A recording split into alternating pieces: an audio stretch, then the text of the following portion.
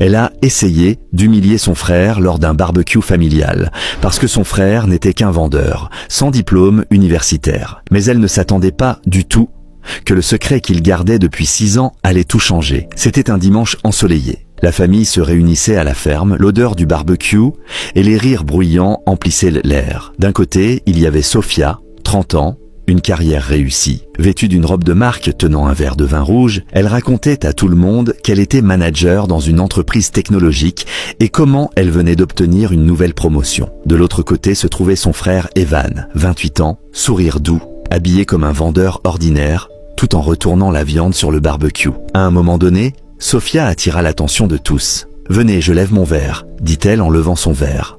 En tant que manager, j'ai décidé de créer un groupe d'investissement familial. Bien sûr, seuls ceux qui comprennent le marché peuvent rejoindre. Elle lança un sourire moqueur à Evan. « Ne t'inquiète pas, petit frère, ce n'est pas pour toi. Continue à vendre tes affaires, c'est ce que tu sais faire de mieux. » Des rires froids résonnèrent autour de la table. Un oncle ajouta même « Bien dit, Sophia, seuls les diplômes ouvrent les portes, les vendeurs ne font qu'ouvrir les portes des voitures pour les autres. » Evan ne répondit pas. Il continua de retourner la viande, calme en apparence, mais une tempête brûlait à l'intérieur. Pendant des années, il avait supporté les étiquettes telles que « pauvre type »,« sans avenir »,« incapable ».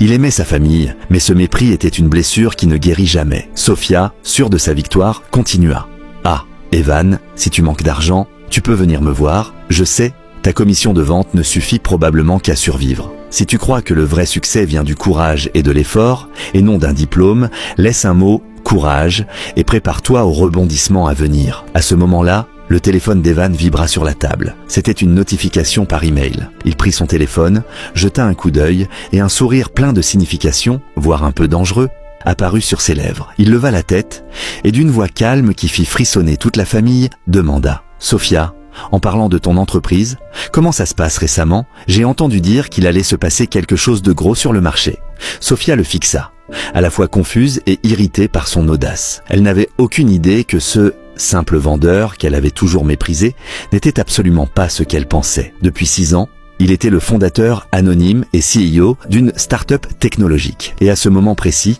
cette entreprise finalisait l'acquisition de l'entreprise où Sophia travaillait. L'email sur son téléphone était la confirmation finale. Et son humiliation ne faisait que commencer. Tu veux voir la deuxième partie? La réaction de la famille quand le vendeur apparaît en tant que nouveau patron?